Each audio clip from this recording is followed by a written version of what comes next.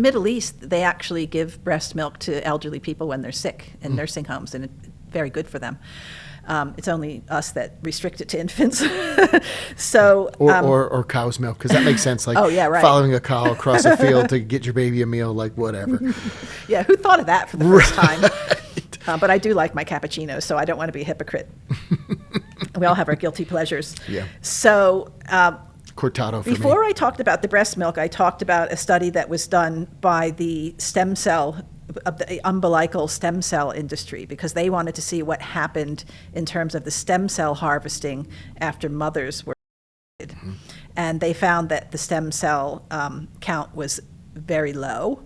They found the interferon gamma was quite high, so there was a lot of inflammation going on in the cord, which was causing problems with the stem cells and other physiology there. And they found that it was true with infection, and it was true, but it was far worse with. So, we wrote to that author and said, well, what about breast milk? And the author wrote back and said, oh, it's probably no big deal. Wanted to know our affiliations. And by that time, I thought, forget it. You start opening that door. So we're talking about basically the umbilical cord after birth and checking what's in the cord, because the cord's loaded with nutrients. Obviously, it's going to the baby. But it's also a good time once the baby can...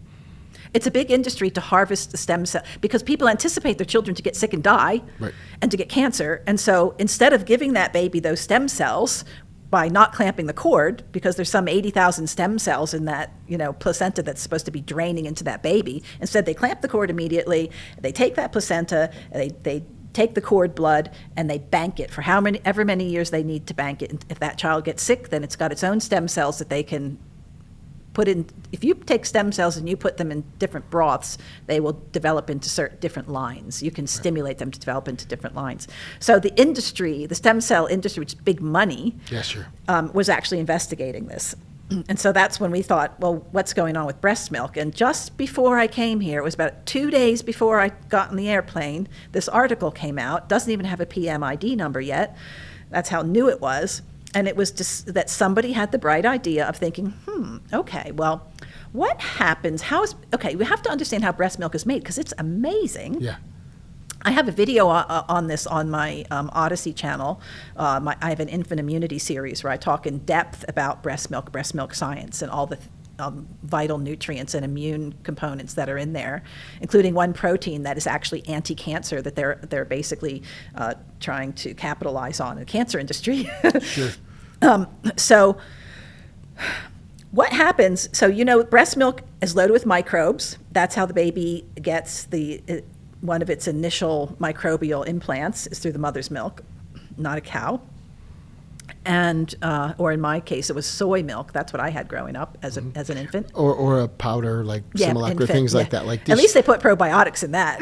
Right. So for the listeners, just to be clear, breast milk is still the most powerful magic potion on planet Earth. It is still, right? yes, absolutely. And so what happens is there's evidence that a mother will transport microbes out of her own colon through her lymphatic system, and that will dump off into the breast glandular tissue. And then these little magic vesicles called extracellular vesicles are formed. They're basically like lipid nanoparticles, essentially. That's what they are, and they're formed naturally. I'll send you this article, and you can see the schematic that comes with the article, because it gives you a really good pictorial.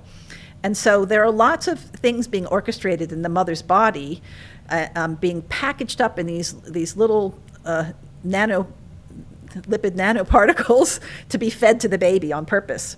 That's why we're thinking, well, I wonder what's going to happen with the messenger, with the lipid nanoparticles that go into any cell that they come in contact with. How is that not going to come out in the breast milk? How can that be? And we were told, remember early on, this was another joke, you get and it stays in your muscle, It's just going to stay right there. And just think about, for the listeners here, to put this in context, if you've ever breastfed your child, or you have a baby and you want to breastfeed, if you drink alcohol, the next day you might have to pump and dump, because there'll actually be alcohol in the breast milk. Yeah.